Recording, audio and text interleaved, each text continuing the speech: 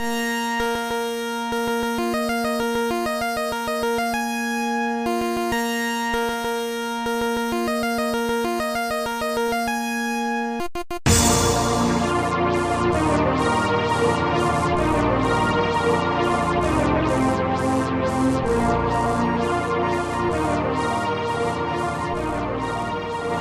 too long ago, at a place not that far from the TWiT brick house, there exists a campus, a collection of hopes, dreams, and imaginations of all things Star Wars. I'm here at Rancho ObiWan with the CEO of the ranch, Mr. Steve Sansweet. Thank you very much for talking to us. My pleasure, neighbor. Now, this is just a small bit, a small piece of your collection.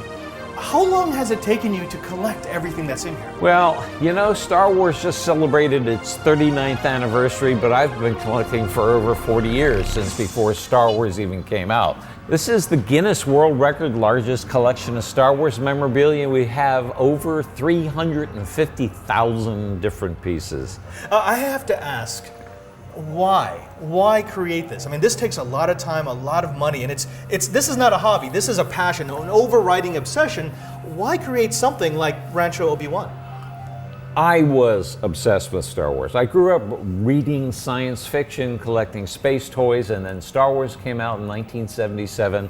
I saw it 2 weeks before it opened on the back lot of 20th Century Fox. It was an invitation for journalists, and I just loved it. And then Empire Strikes Back 3 years later just cemented the deal. And I started collecting all this stuff, and who knew? And this is where it ended up.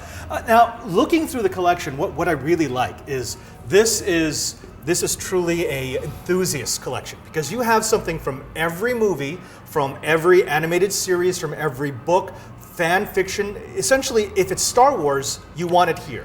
What the thing is about Star Wars that's different than any other franchise is the fan impact on Star Wars. I mean, Lucasfilm has always been really a part of that in encouraging fans to take part, and fans themselves have brought so much of themselves, have been inspired creatively to do things, and a lot of that we have here. Indeed. You did work for Lucasfilm for 15 years as head of fan relations.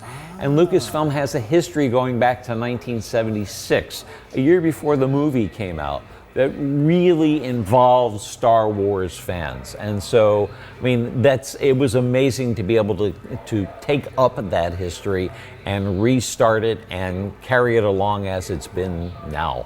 Now, you've got some beautiful big things, including, I love this, the Winnebago from Spaceballs. The Winnebago from Spaceballs. But this has me particularly interested because this is an actual piece of the movie. If you watch Star Wars, the original, this was the scenery that was passing by. So these are parts of the Death Star from Star Wars and from Return of the Jedi.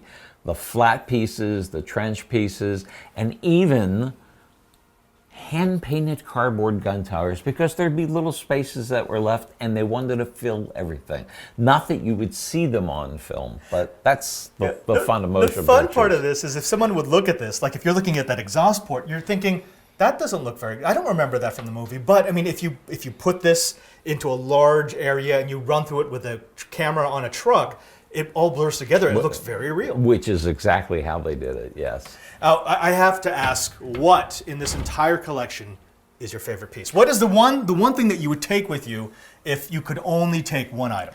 I think the piece that's my favorite is a canvas banner that was hand-painted in 1976 when Lucasfilm first went to comic shows and science fiction shows and talked about Star Wars.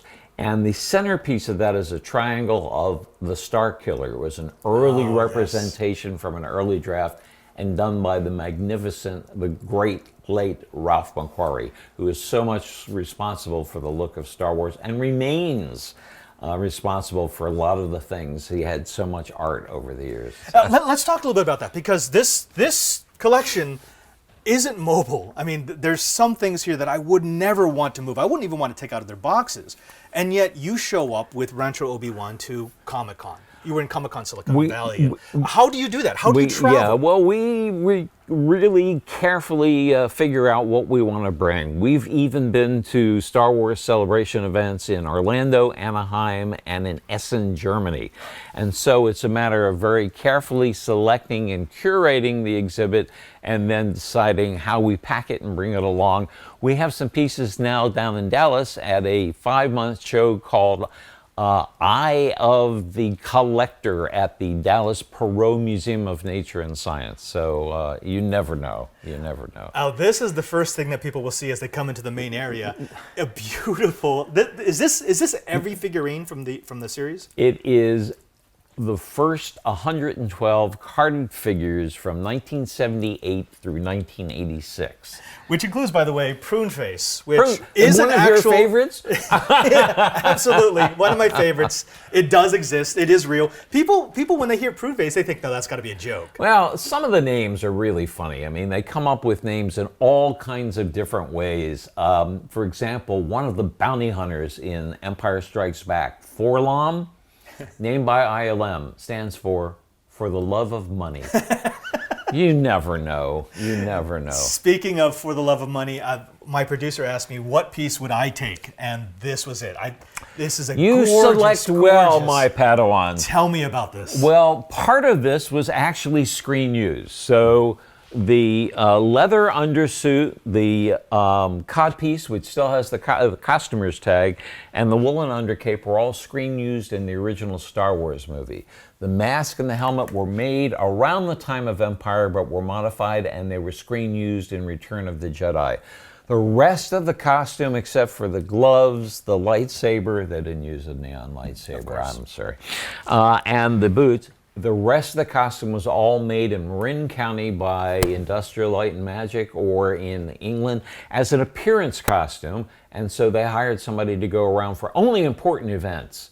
If you see 1,000 people come through here in a month, what is generally their reaction? As especially that door right there, because as they walk through that door, suddenly they're greeted with the entirety of the collection. What do you see as you open up the glass This is my doors? big payoff. This is my payoff. They're looking in here, I'm looking at them, and I see the faces, and I see everything from to and sometimes tears. Yeah. And so it's seeing how people react to the collection. Even people who are not hardcore collectors, just seeing all of this together, helping them relive memories, or their significant other, their wife, their husband. Sometimes I'm a relationship counselor. I hear, honey, as long as you don't get this crazy, I guess it'll be okay. I think that's the allure of Star Wars, that it is so intergenerational. You could talk to a 60-year-old man, you could talk to a 6-year-old boy who has just seen The Force Awakens, and there's always something there, something magical. Well, it's amazing. We're now into 3 generations of Star Wars fans. We're going to be into 4 before you know it.